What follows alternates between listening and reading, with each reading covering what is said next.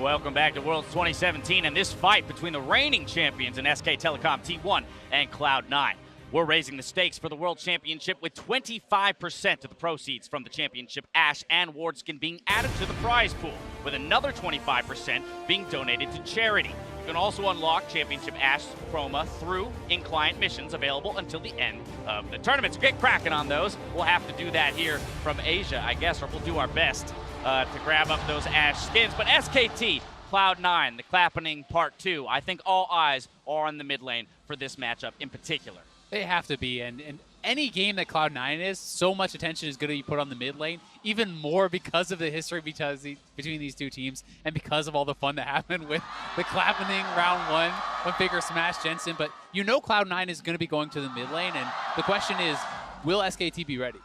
And that's will the thing they match it? And diversifying that game plan is going to be, whether they can do that here, I think will be very interesting, because I think trying to play through Jensen with Faker, just being Faker, is going to be difficult. But my eyes are actually drawn to Huni in particular, because he was one of those guys who really found it hard to jive with SKT in summer. It wasn't the same story with SKT. They made it to the final, but they had that big hiccup, the big losing streak that they went through. So Huni is the only top laner here. He certainly didn't have the best synergy with his team in summer, so making it work at Worlds is going to be so important for a team, tip for success. But that's also the question of if Impact can punish him. I think Impact's current form is actually quite good, but it's more so about how he's utilizing that current form in the 5v5s. You know, how he sets up a side lane, how he teleports into the team fight. Even on reverse matchups, he's still doing well in lane, but he's not the type of dude that's going to have contracts in his back pocket and they're just going to repeatedly dive top over and over.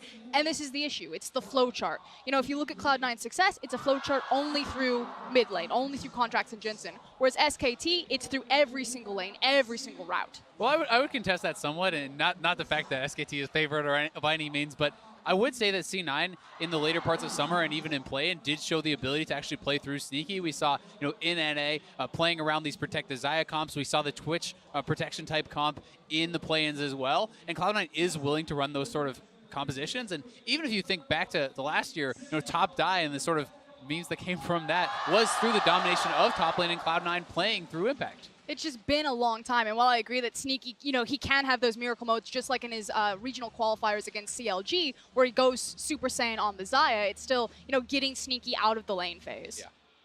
All right, well, I want to go right back. We went from the mid lane out to the side lanes. Let's go back to the mid lane. Let's pull up our featured matchup graphic here. Jensen versus Faker. All eyes on the mid lane for this go around between SK Telecom and Cloud9. The stats are definitely very one-sidedly on the side of Jensen. KDA is there, kill participation is there, damage percentage there, even laning phase, but he does get those resources very one-sided. But do you expect those same kind of numbers to materialize in a game against SK? And that is definitely a hand grenade of a question there. Dash, of course, you cannot expect that, but I mean, Faker did fall on his face a couple of times at Rift Rivals, you'll remember, where teams tried to play through him. I have the confidence that with the form he showed in the Finals Gauntlet, where he was really beating Crown and Pawn very one-sidedly, I would say no, but I would expect still C9 to try. And it'll be interesting because I do think that the Korean players are not infallible in 1v1 in the laning phases. To me, the strength of the Korean teams has always been more about their team play, about how much faster they move around the map, how much better they are about objective control and vision control. So it will be interesting to see if Jensen can match him. I'm certainly not going to say he's favored against Faker, but if he has a great game, he can beat Faker in the lane. But the question is, can you beat SKT after that? No, I was just going to... He pretty much summed it up at the end. I was like, yeah, that's exactly it, because Faker has shown that he can lose lane and they will still win the game simply because they're SKT. It's kind of been the tale of the tournament, right? We saw the first couple games, teams with gold leads not coming away with the victory. Either way, we'll find out soon enough if C9 and Jensen can take down the defending champions. Here are Dracos and the boys to get us into the game. Thank you, Dash, and welcome back to the Clapping Part 2. Got him. Bans are just moments away, as well as picks, and here are the players hitting the rift, starting on the blue side with SKT. We take a look at that roster. Top lane coming in, he's a hero of EU, he's a hero of NA, and now a hero of LCK as well. It's Huni. In the jungle, it's going to be Peanut. Mid lane, Faker, 80 carry Bang, support Wolf, and of course their coach Kog'Maw. And they will be facing off against Cloud9 on the red side for this game. Up top, it is Impact, former SKT player. In the jungle, it will be Contracts. Mid is Jensen. 80 carry Sneaky. Support Smoothie. And Coach Rebird as well. and this is a matchup I'm really excited for. Will the West not win a single game today? Is that what's going to happen, guys? Is this? If it's hanging on beating SKT, chances are not good. SKT are definitely the favorites coming into this. This is the strongest organization of all League of Legends history. And that's the thing, you know, Cloud9 in the play-ins tournament looked dominant. Their laning stats, they were incredible through all of it, right? But all we really got from Cloud9 was laning phase. We had one game in their 3-game series to qualify to groups where they were pushed to the limit, and they team fought fine. So what you take from the play-ins tournament is Cloud9 were very good, but now we get to see that very good laning strength up against SKT, and your expectations, how tapered are they going to be? Well, I'm going to look first and foremost at actually contracts in the jungle, because something that they did show in play-ins as well is a willingness to let contracts play these more aggressive, more DPS-oriented junglers than just the Cinderhulk tanks that have been seen for so long, right? He's playing Ezreal, you know, he's playing the damage Rek'Sai, so we'll see if they have contracts on one of those champions and where they'll decide to try and use that early pressure. And I'm curious, too, if that means that Jensen maybe goes back to the Galio that we saw be a part so big in play-ins. If he doesn't even want to take the mage versus mage matchup in the mid lane, and what the priority will be for Cloud9. We heard so much about the potential of the different strategies that they could bring to the table. Yeah. And it's each one seems to have its strengths and weaknesses, and ultimately, what do they think is the best bet to take down SKT? Now, if you want to take the easy bet, you would say in some way you try and take apart Huni, get an advantage through the top lane, but Impact has primarily been playing tanks, and that may not be the best strategy unless they've started innovating Cloud9 in their lead up to the group stage of Worlds. The other one that you would look at that makes the most sense, however, for Cloud9 is to try and 2v2 or at least get the 1v1 for Jensen in the middle lane. But is that the most realistic, whilst it might be for Cloud9? I seem to remember last time Cloud9 got the 1v1 for Jensen and Faker. Faker definitely had an extremely strong performance, and he very well could again. But we're going to have to wait, get into the game, and definitely excited for this one to start out because the bans are already coming through, and we went over a couple for Cloud9, but I also want to throw in there some for SKT, right? Wolf on the Lulu. He played so much Lulu.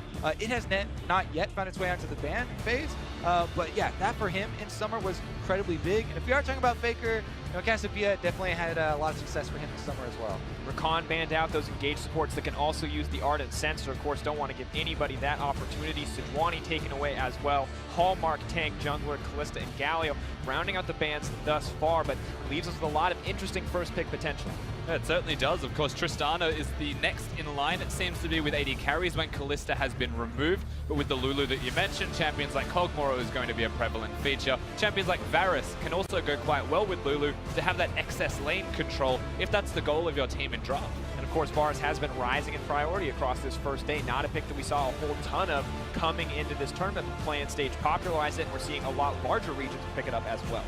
And it seems like SKT are pretty comfortable and very happy with their late game and playing into Ardent Sensor and winning 5-on-5s later and playing around objectives. Yeah. So they banned out some early playmaking supports, attacking smoothly there and attacking some of the mobility here. The Galio that you talked about, Jensen showed in mid lane, Impact has played at top lane. So it looks like SKT are trying to take out any of those kind of surprise cards or big playmaking champions and just try and grind it down to standard. And we heard it from the desk so often, if you want to beat a Korean team, well, maybe you can find those leads in the laning phase, but much harder to actually bring it home when it comes to macro. But Cloud9, they're packing some late game punch here already with their first 2 picks. Yeah, I actually do like that they are taking this away from Lulu, mentioned there for Wolf, and combining that with Tristana definitely has seen success. Makes it harder to pick something like a Twitch as the AD carry. Usually means the Kog'Maw is the expected. So once again, when we look at the first 3 champions from SKT, they make a lot of sense. Not surprised from Cloud9. When you mentioned Cassiopeia, I had a feeling that this may be the new age Cassiopeia, especially for someone like Faker.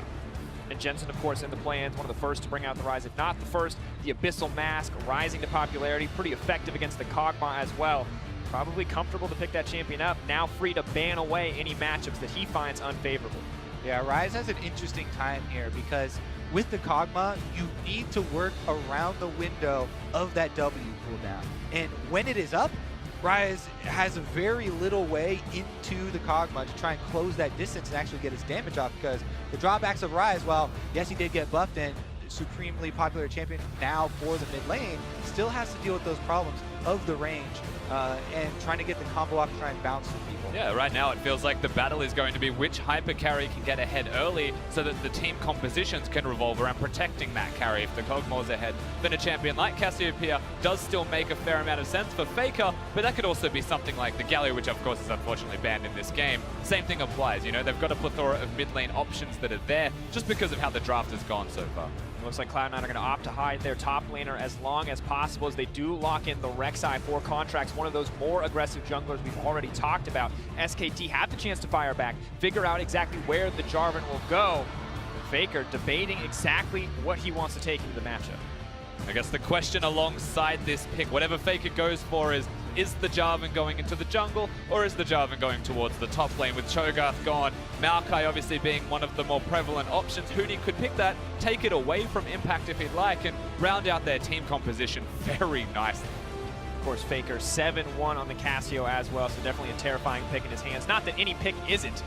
It is Faker, of course, and sadly for Huni, he loves to play those carries, but it's looking grim as the countdown ticks down that it might just be Maokai on the top side of the map serving the needs of the team and not himself. Yeah, SK Telecom, as we said, it looked like they were just trying to boil this game down to a fairly standard, like meet up 5-on-5, go front line to front line. They've got incredible backline damage here with a Jenna protecting them. And now with the Maokai, in addition to Jarvan, they have the engagement that they would want. And the tanky front line as well. This is one of those moments where I was going to say that it's not expected or in the meta, but it's necessary for the team composition of Cloud9. I just didn't actually think it would happen. Chose not to say it. Nautilus is the lock-in for Impact, and when you look at the draft and how it's panned out, they need that Nautilus. There's a Rek'Sai in the jungle. The crowd control is honestly lacking, and they needed that second engage tool or complementary crowd control source to really round out their comp. We got to see a tiny bit of resurgence for Nautilus in top lane in solo queue only during the Korean boot camp, in that Korean solo queue, but one of the big points from Nautilus is always the point and click ultimate. Put that sucker on Cassiopeia or on Kog'Maw, and that's the carry that they're going to dive on. Banshee's Veil really the only answer, because by the time you've cleansed it away, by the time you've QSS'd Mikhail's, it doesn't matter. You're already knocked up and you could already be taken down. Guaranteed way to force the fight in a historic top lane tank matchup. Small buffs may have brought him to the table, but now as we gear up, two very front-to-back comps, as you put it, Kobe.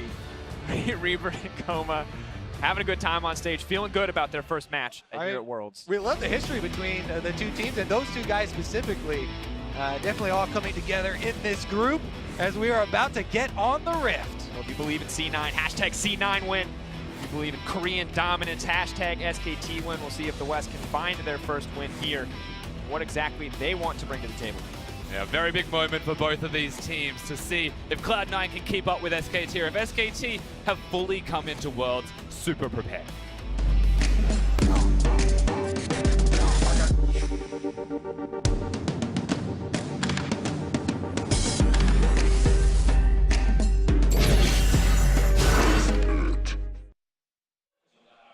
Here it is, folks, the fifth game of the day. SKT, representatives from the LCK, Cloud9, representatives of the NALCS. And we are poised for an explosive mid to late game. Team fighting compositions on both sides, but who can find the edge in the early game? Yeah, and that early game is going to usually dictate the most of this. When you look at the draft specifically and how that dictates the most of the game, the two hyper carries is the place that you're always going to be looking towards. But it's not just the bottom lane that we have to discuss and look at. It's this middle lane that we're looking at right now. Jensen, usually the biggest win condition of Cloud9. Sneaky stepped up lately, but Jensen's always the rock of the team. You've got a Jarvan and a Rek'Sai, though, that might want to come towards that middle lane. Very good champions to gank the lane. Definitely true. I mean, SKT brought Peanut here and Huni for a reason. They said it was a lot for experience for Huni, but Peanut, definitely a guy that is very willing to go aggressive early on. And we'll see if he does, play around Faker, play around the Cassiopeia in the mid lane, at least in the early stages. Both junglers kind of feeling it out, seeing if they can get in, get a little bit of vision down, get something else. Right now, it's Contracts just trying to defend his jungle. Doesn't want anything to do with that Jarvan. Looks like it will be the leash coming in for Peanut in the early game, so we'll have a slight edge in terms of clear speed, at least for now. And so far, of course, with the early pathing of both junglers, you'll see most of the pressure be around the bottom side of the map for Contracts. perhaps the top side of the map for Peanut, unless he chooses to be aggressive and engage. And because he has the duo lane going for him, the option's there for Peanut. It's just a super risky thing. However, Faker's going to make it a bit easier if he'd like. Pushing forward already in the lane, playing so aggressive as the Casio, not afraid to burn some mana, just put Jensen on the back foot. Level 2 will decide so much, however, when it comes to this matchup. Faker always confident, definitely is on this champion as well. Specifically likes to go for the harassment super early on. Chug that corrupting potion while you go for your trades. He gets the burn down. He tries to push them back through the minions, trying to deny it a little bit that way. Jensen does step up and gets the rest of them there. But it looks like both junglers will just be going, for the level 3 clear on top side very quickly, as Peanut has made his way up there as well. Contracts just does the red quadrant clear, so he could come over, and at least use the passive to try and scout out Peanut. Nautilus, of course, a champion with a lot of CC to set up the plays. Needs to land the dredge line, but if he can, might be enough to give him an edge in that tank matchup. Impact would be happy to take it. Very conscious moves from Contracts here. He's super aware of what Peanut wanted to do on the Rift by going for those Krugs. Now has extra jungle to clear, and the distance between his jungle camps is significantly smaller. And so he'll have an experience lead if this continues to play out as it is. Yeah, it's always nice to see the Rek'Sai Tremor Sense used in pro play there. A little bit of extra scouting early on definitely goes a long way. Now Contracts back to clearing the other half of his jungle, whereas Peanut has decided to take domination of the river. Both scuttlers taken by SKT to provide that extra amount of control. Yeah, and it really makes it hard for a jungler to gank when both Scuttle Crabs are there. But Rek'Sai is one of those unique champions that can get over areas and walls that most junglers shouldn't be able to do. So there's always a world where Contracts can still get that gank off. It means the execution's really hard. Thing is, none of those openings are around mid lane. Look at the wards in addition to the Scuttle Crabs. They literally cut off all the angles that Contracts would try and go mid for. So they're saying, yes, Rek'Sai's tricky. You can try and weasel away in somewhere, but it's not going to be towards Faker. And putting mid lane in that vacuum is terrifying, because while Jensen looked dominant in the NALCS, these guys have history against each other, and it is not a good look for Jensen. Yeah, they only showed one part of their stats there before, which was the averages for the seasons. Now, if you actually match them up against each other, Faker definitely took first clap. And that's the big thing, play-ins, his CS difference was incredible, Jensen, and now he comes to the world stage. And the last time he did, Faker was able to give him a cheeky clapping, so hard task. Definitely the case, and of course, you mentioned it earlier, Rusty, we haven't seen the full strength of Cloud9 quite yet. We don't feel like they've been 100% tested as showcasing their dominance across play-ins. And now what can they show us up against SKT? Because it's definitely a do-or-die kind of game in such a close group. Super passive starts as well. The mid laners namely not being active at level 2 for the Cassiopeia means they're looking towards those tier purchases. And now one of them has got that. Jensen is going to be around and a little bit stronger in the current moment if junglers choose to interact. Yeah, I mean, this is a little bit of an exciting interaction because everything else has been fairly calm and focused on defensive farming and cutting off pathways. But that was Peanut having the confidence to go grab that plant because Rise had recalled. Now Contracts is getting a bit aggressive on him, trying to chase him back. And the earlier experience advantage that we mentioned from Contracts through his pathing, through his clearing, has given him level 5 to 4 in advantage, something that does mean a lot. Yep, Scuttlers do give vision, they do give control, they do give gold, but not a lot of experience, and they're kind of out of the way, so it delays your really efficient pathing through clearing out the jungle. Now Contracts goes for an invade. If you look at the mini-map, he's trying to chase Peanut off the Gromp even. Trying to keep Peanut down, knows that he could be the playmaker here in the early game as the rest of the map is set for even back and forth lanes. Impact was able to come down there from top line to provide that support, and Contracts does have Smite as well. Peanut, no vision, and he's gonna wait on that cooldown. Gave it a crack. It wasn't quite the steal, but nonetheless, again, Impact goes from top lane, but the reason he does isn't because he has complete lane control. He chooses to sacrifice a bit of that lane control, maybe a CS here and there, to come and help his jungler to enable him. Yep, Maokai not able to push that quickly early on to punish the roam, and Huni does get the wave up into the top turret here, but Contracts is going over a ward and should be quite safe there for Huni. Good information, consistently good warding coming in from SKT in the early game. As much as Contracts is trying to shut down Peanut, it's the vision of SKT that is shutting down Contracts, stopping a lot of these more aggressive plays, more creative pathing we've already mentioned. And now, while the bot lane may have been pushing early for C9, Bang getting a lot more comfortable here. So now we need to take part 2, right? Contracts was seen on that ward. You give you another 30 seconds at the very minimum for a jungler to recall after being seen, then make his way back out onto the opposite side of the jungle. So that's why Peanut knows that he can go in and counter jungle Contracts blue quadrant and take away the corresponding drop. Yeah, so clever stuff here from the jungler of SKT. Peanut still staying on the correct side of the map for where his duo is winning. And so ultimately, Peanut's decision is to hang around, try and find Contracts once again, or at least control this same quadrant so that Contracts can't come bottom, alleviate that pressure in any way. And right now, the proactive early play of Contracts giving C9 a slight lead, slight CS advantage in the jungle. Of course, Bang and Wolf, they're printing money on the bottom side of the map. They've got the targets, they've got the coins, they're looking for that quick art, as has become the new standard for bottom lanes. But we're still going to have to wait to see them get it before we see any kind of aggressive plays here. Just a back and forth battle between each of these lanes. Looks like Jensen's not going to get all the attention that he wanted. And SKT have done a good job of slowing down the early game. Yeah, they really have. Even having Boots of Lucidity for Jensen, just for the extra move speed. Of course, the cooldown reduction is nice, but that delays any kind of catalyst purchase if that's the direction he's going as Contracts. He has been spotted. Ray Seeker connects, tunnels forward, looking for the knockup, trying to find the chain CC. Huni could be in trouble.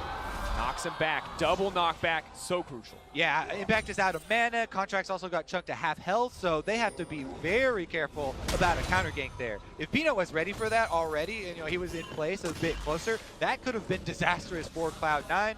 But they are going to cut off their aggression, pull it back after they see their gank has failed. And it looks like we'll just have everybody recalling. And it makes you feel like they chose to do it just to give Impact a recall. He has only got the Doran's Ring. He hasn't gone back to shop yet. You contrast that to his opponent with the Catalyst, and that's a big reason as to why Huni didn't die. And a lot of that stems from why, going towards and helping your jungler costs you a bit of lane control. And here, we do always want to check in. You talk a little bit about the printing money of bottom lane and everybody kind of focusing on getting extra money for those Ardent sensors. But even though the Kog'Maw does have that Targons and they're getting those extra executions over to the Janna, Wolf only went with the Quintessences for gold generation, whereas Smoothie went for both seals and Quintessences. So they have a little bit more, but mid lane's going to have some action. Moving in, flash forward, Faker does what he can with the petrifying gaze, but it might not be enough. Heal coming through, Faker needs to make his way out. Out comes Rek'Sai, the flashback. Contracts now in trouble. Faker pushing for a little bit more. Is he going to get the first blood here? That's it from Faker.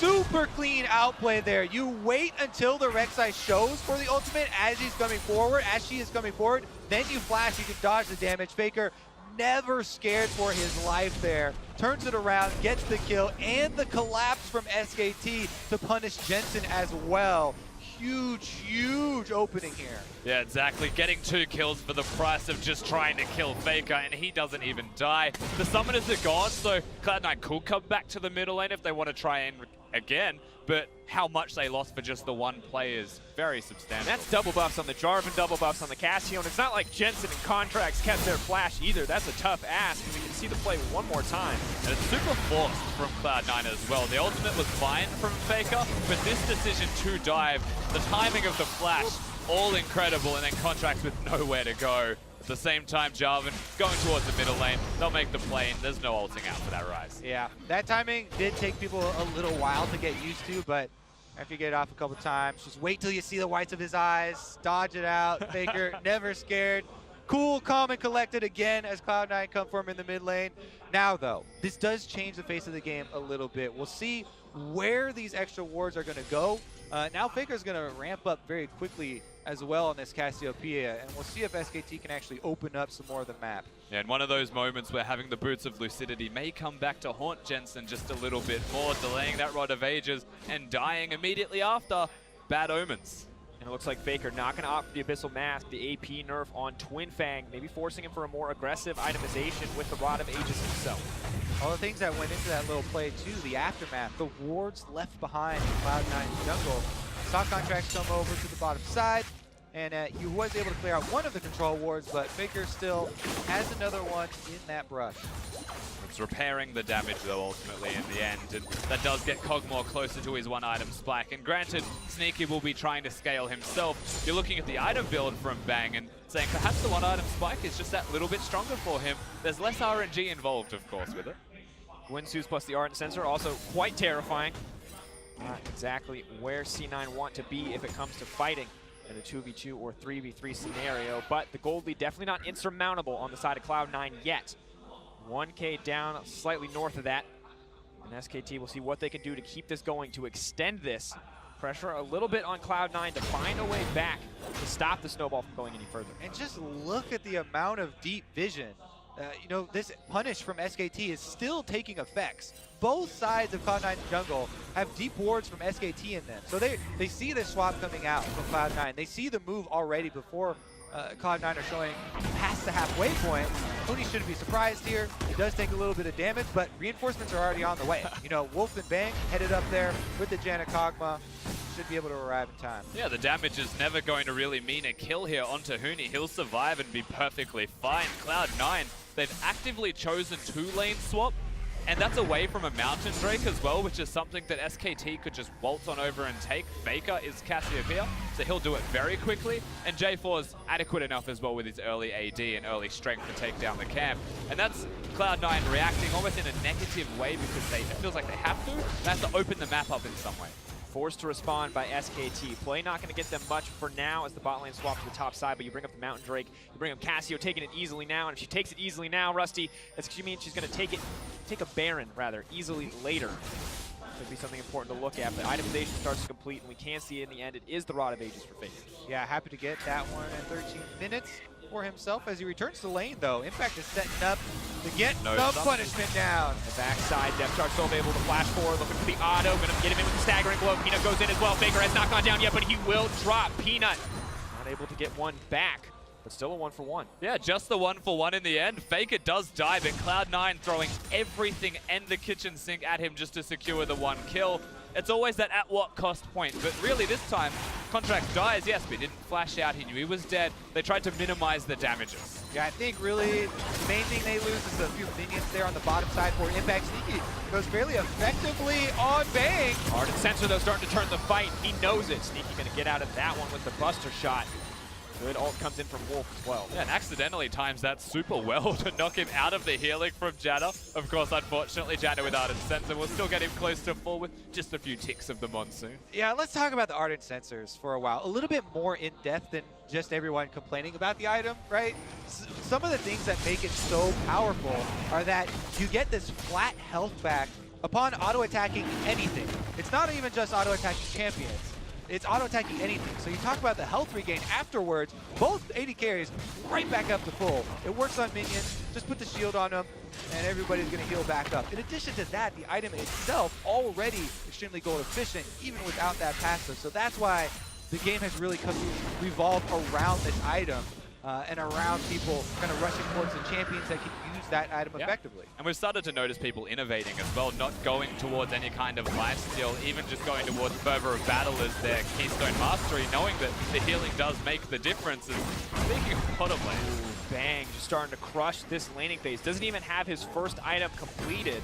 But a lot of strength from the Janna, the extra AD story, making a huge difference in this laning phase.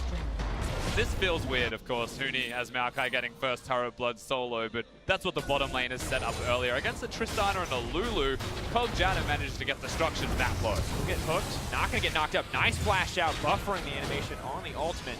Trying to make it to safety, but Contracts can still look for a little bit more. Does have the knock up, the flash forward. The depth charge will connect. Huni set to fall, but is healing up as much as he can. Cloud9, though, finally gonna get one on their own. So they've been looking for a lot of these kills on the solo laners, and Contracts going aggressively for them. They do finally get one here, but as you said, it feels like a little bit trying to make up lost ground here for Cloud9. Let's see what they can actually do with it, though. Troll Ward does go down. Contracts may find himself alone if Impact finishes that recall. Cassio roaming up as well. Miasma would stop any kind of flash over the wall. Contract has to run for his life. A solid sidestep, but here comes Faker. He needs to get out of there. Contracts is going to be very difficult for him to get out. There's the Twin Fang, and down he goes. Faker going to grab that one. As we said, you know, Impact was recalling right there, channeling it, and Contracts goes very aggressive as soon as he sees Peanut. The recall is completed, and they don't have enough intelligence or enough vision to be able to call that Faker as well is down there. So another kill over for SKT. And usually when you don't have enough vision, your answer to that is no. Let's just nope out. But the way that he went as well, Contracts now bottlenecks himself into this spot that he can't afford to stay at. He will get chased down in the end eventually with no way out. Compliments of course, using that tunnel. The correct answer here from Contracts was to not take the Krugs at all, but he still took the greedy play, took the risky play, and then went the wrong direction as the way out. And you have to respect it, because you know he's desperate to find advantage. He's desperate to find a small edge, but SKT have been there so consistently to punish Cloud9 anytime they overstep, and now it's even on things as small as taking an extra Krug camp. Faker definitely getting some good money off of the enemy jungler. That makes things even more difficult. Jensen, he does have the later completion on the Rod of Ages, but he's trying to kind of minimize the deficit there. And let's take a moment to set expectations as we move further in the game. We talk a lot about front-to-back team fighting. We talk a lot about how both of these teams scale up really well. Now, SKT have an edge, but how much does that mean? We're going to have to hold that thought, because in goes Peanut. Sneaky trying to make his way out. Well-timed buster shot to get him out to safety. Yeah, good execution from a lane that is currently fairly weak. Of course, the 2v2s have an extensive amount of gold. In goes the hook. Faker going to land the double. He's going to get knocked up. Staggering blow brings him in. Trying to 1v1 Jensen. Faker, can he turn this one back? Jensen's running for his life. He might just get clapped. He's bringing himself out to safety. Faker going to run. He will get taken down. Jensen gets the kill. He threw a Q as he ulted away. A good trigonometry there from Jensen, and he's able to throw up his flare afterwards as well. But SKT were very close to turning that one around. Now Impact does find Huni, the member that was not in the mid lane skirmish there for SKT. Still going to be able to get back to the minions though, no problem. Still two tanks fighting, still not a lot going to happen, but Peanut trying to zone away Sneaky and the rest of the squad as Bang looks to take down the tower. A little bit extra tanky, courtesy of that target's brace. Not afraid to tank the tower to dish out a little more damage onto Sneaky. Bang playing fearlessly this game. Both these lanes need to recall and spend all of the money that they currently have. 2,600 apiece between the AD carries is more than enough for their first item spikes, and that has delayed perhaps a lot of strength from Cloud9. It is delaying things from SKT also on the flip side, but they're taking extra advantages during the stalemate. The turrets are definitely becoming a problem here for Cloud9. Already early in the game, we talked about how SKT were taking those openings to put deep wards down, but now the Cloud9 territory more open for them. Here's another look at the skirmish in mid lane. If it was just the 2 versus 2 there, Jensen did get out at the end and throws that he was talking about. Yeah. But C9 also had the earlier support as they had 3 members joining. Contracts as well for a little bit of extra support. That is one of the cleanest things that I've seen from a Ryze ulting away. Not something you expect to see until a random white bubble just comes flying across. Fadeaway, baby. Power Rangers finish. Don't even look at them as they explode. Of course, for Jensen, hasn't found a ton of advantages this game. It was an aggressive 2v2 play in the mid lane that cost them so much, but you can see SKT, this is going to be a hard opponent for them to crack. 17-0 with a 2K lead at 20, and we're about 3 seconds away. They're looking to make it 18. And it's over 2K. Oh no. Grim path. Once again though, the advantage not quite crushing. 2.5K, definitely a significant lead. But until someone takes a Baron, game not decided. However, Cloud9 got to clean it up. They can't afford to keep losing members. Did a sapling just take that blue buff away? I think it did. Let's find out. Well, he doesn't have it. Well, Jensen does not have Rek'Sai doesn't have it. Huni does indeed have the move up there for yourself. We're over here playing League of Legends. Huni's playing 4D chess with his saplings. And SKT are going to grab yet another tower to extend their gold lead. 2K may not have been crushing, gentlemen, but 4K looks to be the case. Now waiting for SKT to slip up, to find an edge, to find an opening. But Bang continues to pressure forward. They finished those early items. The Kog'Maw just keeps getting stronger. Also, with this gold lead and this territory lead that SKT have, Cassiopeia can mosey on down to this Cloud Drake very easily and take up another objective for themselves. So SKT, complete dragon control. They've got the 3 turret advantage right now and the extra gold to work with. So all things are going according to plan here for the defending champs. Faker once again trying to dodge out on a gank. Jensen pushing forward. Faker with no mana should be a good sign for Cloud9, but Wolf is there to back him up to protect the mid laner on the side of SKT. Now it looks like they're looking for the fight. He's got the CC to stop that from happening. No Zhonya's to get out to safety. Jensen's in trouble. In comes Bang on the backside, but Faker gonna grab the kill. Smoothie now running for his life. The twisted advance. The polymorph not enough. Another one taken down in favor of SKT. Really good target selection from Huni to go for the Ryze, interrupt all 3 people's escapes as Sneaky will do his best to trade. The question is, what will SKT take in response? Sneaky may die, the Baron may die. Well, teleport's coming in for C9, so it looks like Impact at least wants to get in the area. Moment of truth. Baron dropping lower, 6k health, and quickly fading. But Faker with no mana in the bag, contracts. Could make it over the wall, but has to watch the miasma. They have to be careful. It's a slow, grindy Baron coming in for SKT. A lot of damage there, dished out by Bang over the wall. Coming down, Peanut looking to get out of the pit. Bang They've still stopped hitting the Baron. 1k dropping, so close to that smite range. Faker doing what he can to zone. Can they steal it back? No, but Contract still goes over the wall. Tries to go underground, tries to come back up, but it is not enough. SKT gets the Baron. They're gonna grab a few kills as well. Sneaky trying to 1v1 on the wall. Gets tagged mid-air, no chance to escape. SKT dominates. Yeah, not a chance in the world for Cloud9. As far as clean games go, SKT is showing Cloud9 how to play one as well. Just everywhere on the map, every little detail is starting to go in their favor. All of the pressure that they have placed onto Faker, he's able to withstand, withhold, and now come back perfectly fine for it. And now just work with his team. There's a Cassive here that's got a 2-item Kog'Maw, who is going to be incredibly powerful with a Janna protecting him. Simple job, and maybe Cloud9 chose the wrong lane. Yeah, you talk about the 2-item Kog'Maw. Now it's the 2-item Janna. She has the redemption completed far ahead of Cloud9. Here goes the aftermath here, which was just kind of scattered, and it just looks so rough there for C9. Sneaky dies as he jumps away. Another auto was already in the air from Bang. They had the disjointed attempt there as they do follow Contracts in, who's going for the steal, which was a little bit late there, and it kind of feels like this whole game is SKT, the big brother, holding the little brother at arm's length as they try and get a swing in. They're just swinging everywhere. But all of them are missing. And here come SKT, Baroned up, Arden censored up, and Bang's gonna just melt this turret. Yeah, and that Kog'Maw range definitely keeping them at arm's reach. Baron buff making it easy as they clean up these tier 2s. Need to break the base. Can't be too hard for him at this point in the game. 8k gold lead, 2 dragons, 2 tower advantage, 9 kills to 3. Definitely that clean game we talked about.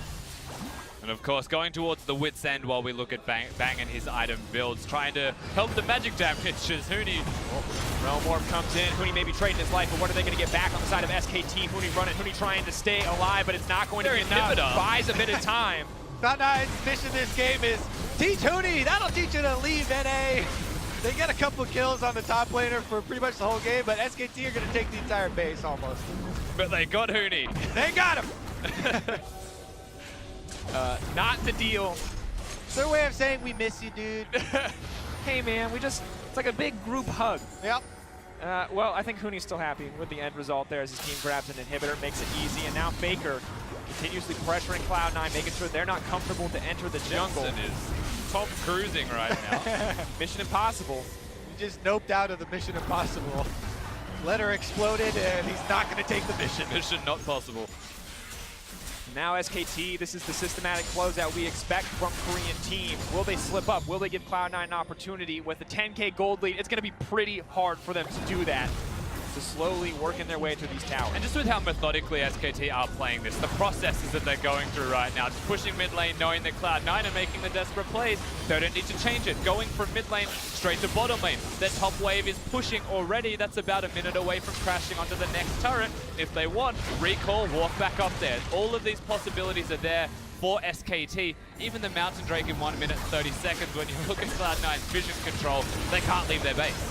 Pack tries to go in, hooks onto a minion, going to take a lot of damage back, but Huni now coming in. He wants to hug NA too, man. Paladin, they make him out to safety as Jensen finds freedom there in the end, but SKT is going to use that as a chance to take their second inhibitor. Massive minion wave backs them up, but no Baron buff. Baron buff on Peanut, making it even easier. Now leaping in, Faker trying to drill out as much damage as possible. Twin Bang hitting home. Bang is going to get hooked up, though that could be a turning point. Locked in, Sneaky trying to fire back. Wolf is the source of the disengage. Peanut goes very far, but Contracts gets pulled back as a team. He's going to grab one, but it'll be traded at his life. Sneaky now back off into the base. SKT pushing in for the win here. It is a last desperate, dirty stand for the North American Hope. Now getting knocked up. Faker still unrelenting in his pressure as he rips through Sneaky. Cloud9 getting cut through, getting cut down, and it's all expected here as SKT find the clean closeout and yet another win for Korea. Cool, calm, and collected the entire game there for SKT. Some aggression for Cloud9. They made attempts there with contracts on the Rek'Sai early on, but the majority of them were turned right around in their faces. Yeah, you saw a semblance of some ideas here from Cloud9. Some good strategies. The early pathing of contracts is something that is to be admired, that they're able to give themselves level advantages. All of these things are nice to have for them, but ultimately SKT just kept trucking on, and they won their laning phase in the 2v2. Cloud9 have to swap away, but at that point, it already felt like SKT had too much control of Summoner's Rift, and that was really early in the game to have that much control. And a terrifying prospect. Crowd welcoming SKT to Wuhan on the back of that first win, and gotta say, there's few small fumbles in the early game for Cloud9, costing so much the 2v2 mid, the gank top when Impact had no mana to follow up. It was definitely a difficult path for C9, and have to wonder how they're going to adjust, how they're going to come back stronger looking ahead. I mean, you can look at that game and just say the 2v2 was the biggest thing that ultimately lost you so much control of the Rift. If you're going to focus Faker and you're going to trade ultimately with Faker, well, then that's not really acceptable. What if he's going to live and he's going to be able to just kill you guys? That's even worse. Like, what's happening here for Cloud9? But it's not going to be too bad for them. You know, you can look at it and just say, that was it. It did feel like Faker knew the entire time, kind of like a bullfighter. It's like, yes, come ult me, Rek'Sai, come through, and flashing right just to the side. Bullfighter indeed. Well, Cloud9 get dominated by SKT as SKT continue to reign supreme. Let's head over to the analyst desk for a closer look. Thank you very much, Dracos. Can you get a more quintessentially SKT game than that? Faker absorbing all of the pressure mid. Sure, he dies once or twice, but what he gets in return for those deaths, I mean, it's almost immeasurable. And the scary thing is that it was those old combinations of parts that have always existed for SKT coming together in a way that we really haven't seen from them that commonly in the summer season. Faker repelling pressure, the duo lane doing very well, and Bang being one of the primary carries. It was vintage SKT, and that's scary for their first game at Worlds because they're clearly back and forth. And one of the big things to me this game was actually the bot lane and even just the itemization and the setups in the early game. SKT went basically as greedy as you can, and we've been kind of seeing people trying to one-up each other with how greedy can you get. Not only did they start Relic Shield, Coin, they both started refillable, so they're not even going for biscuits or anything like that. They're trying to get their most bang for the buck, and this is a Janna Kog'Maw lane who then was winning lane against the 2v2, and there were some things to me that were also kind of confusing about Smoothie's setup because he's going gold Quints, he's going gold Seals, that makes sense. But then why are you going in for Thunderlords? Why are you kind of playing around this style? To me, this is like two different things. When you go for Thunderlords, you're looking to bully lane, you're looking to abuse them. When you're going all gold generation, you're looking to sit back and scale and play a passive lane. So to me, this is kind of, you know, two things that are butting heads and doesn't really make a lot of sense to me. I'd rather see someone go Thunderlords and go Spell Thieves, go AP in lane, try to win lane hard, or don't bother with it at all. Just go Wind Speakers. A bit of a disconnect there, yeah, if you will. But of course, we teed this entire game up as the featured matchup of the mid lane, the clappening part 2. And C9 did exactly what we expected, put all of their focus into the mid lane and trying to get Jensen ahead. Of course, that didn't happen. Acer Predator replay here. Faker coming up big with the turn on these initial ganks. And in hindsight and looking at these plays, which they are sick, you're like, why would C9 ever do this? Why would you ever steamroll into Faker head first into a meat grinder? But we saw this exact same matchup for RNG. They had the Ryze, they had the Rek'Sai, and they made the exact same choices. So I totally understand the logic from Cloud9. I think it was the right play to make with the composition that they had built. Unfortunately, then it's an execution thing. And unfortunately, you're playing against Faker, the greatest player of all time. And it wasn't just Faker, because I think Peanut as well was really, you and I were talking about this just before we rolled the end of the game. Peanut was there and understood, just like it felt like RNG got the advantage, Ryze, Rek'Sai, gank mid. SKT got the late mail. They probably didn't need to watch the match earlier to know that that was going to be the game plan coming through from Cloud9. So honestly, we just saw Peanut go from mid to top, stay away from the duo lane. It was Janna Kog'Maw, it was farming, and he was always there for the counter gank or even to make the big tempo play. Exactly, it was setting up that safety net. The fact that Faker wasn't even getting a successful gank until he had his ultimate available shows how much work Peanut was doing in very conservative defensive pathing to set up these safety zones for Faker. I want to get some clarity, though, on what your point was about C9, you know, and their game plan, right? You saying that you do think that this was the right idea, but is it, in essence, if you can't execute on it and actually pick up a victory? If you just block out the nameplates, like if you just play that with nameplates plates turned off. You're like, yeah, that's the right idea. It's Okay. Ryze and it's Rek'Sai. You've got the hard CC. You just throw it mid repeatedly. It's against a Cassiopeia. He took heal and heal flash instead of having the cleanse available. So you look at that as like a free target. But then you reveal the names and it's Jensen and Fake. You're like, oh, I don't know. Yeah, and then of course, the last thing I want to talk about is the Nautilus picked up from Impact. Last pick Nautilus, didn't see it come to fruition in terms of being able to lock down any of those carries particularly well in the big team fights. And to some degree, it raises questions around the depth of Impact's champion pool and maybe the prioritization of champions like as a whole from Cloud9 and not getting him a very impactful matchup. I mean, my read was he was just trying to recreate what the Ryze lane is in the top lane. Because guess what? Nautilus from level 6 onwards can do a Ryze impression, targeted engage, try to get the warrior Rek'Sai going, but it felt like it was a reach, I think is there. Yeah, I agree. I mean, I don't really like the Nautilus pick, but also when you're going into Cassio and Kog'Maw, two people with pretty low mobility, targeted CC, if you're getting ahead, then you have the Rek'Sai diving in, the Tristana diving in, right? Right, so it relies on those early kills going over to Cloud9. SKT, they start their hunt for the trophy with a win. Let's go ahead and send it over to Shox, who's ready with their top laner.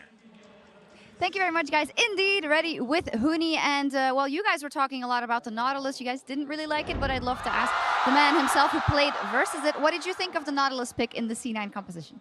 I didn't expect the Nautilus pick because I actually think that the Nautilus get a bit buff, but it's not super big. So I actually practiced a bit, but I assumed that it's not good champion. That's why I didn't play, and I didn't expect it.